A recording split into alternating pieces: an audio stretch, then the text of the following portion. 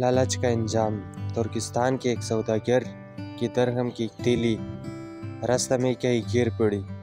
اس نے گاؤں میں منادی کر دی کہ جس کی تیلی جس کو ملی ہو واپس کر دے۔ تیلی میں جس قدر درہم ہو اس کے نصف انعام کا وہ حقدار ہوگا۔ اس تیلی میں 200 درہم تھے۔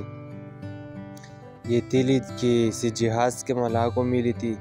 منادی سن کر وہ اس آدمی کے پاس گیا اور تمام واقعہ بیان کر کے کہا، اگر اس تیلی کا مالک نصف یعنی 100 درہم حسب وعدہ دے تو اس کے بدلہ میں تیلی واپس کرنے پر تیار ہوں۔ شرط یہ ہے کہ مجھے انعام پہلے مل جائے۔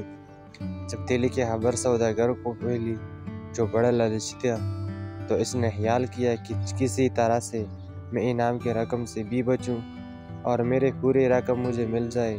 اس لیے اس نے ایک ترکیب کی اور ملا سے کہا کہ اس تیلی میں ایک ہیرا تھا، اگر وہ مجھے مل جائے تو مجھے انعام کی رقم دینے میں کوئی عذر نہیں ہے۔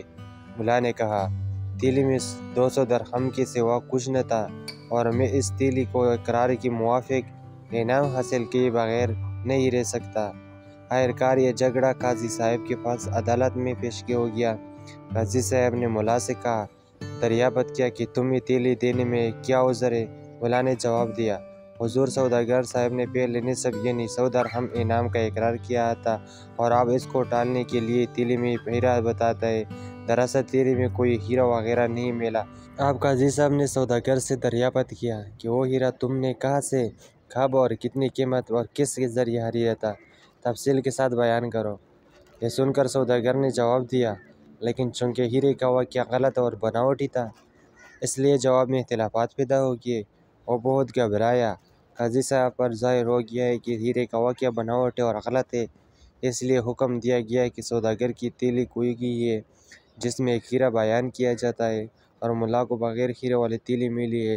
سوداگر اگر کو چاہیے کہ وہ پھر منادی کرے اور تیلی میں ہیرا ظاہر کرے اور ملا کو حکم ہوگا کہ تم اس تیلی کو اپنے پاس 40 دن تک رکھو۔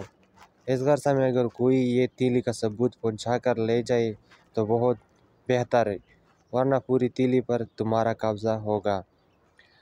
سوداگر نے لالچ سے اپنے درہم بھی کھو دیے اور ہاتھ ملتا رہ گیا۔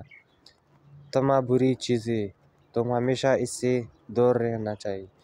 اگر ویڈیو اچھی لگی تو ویڈیو کو لائک کر کے اور چینل کو سبسکرائب کریں۔ شکریہ۔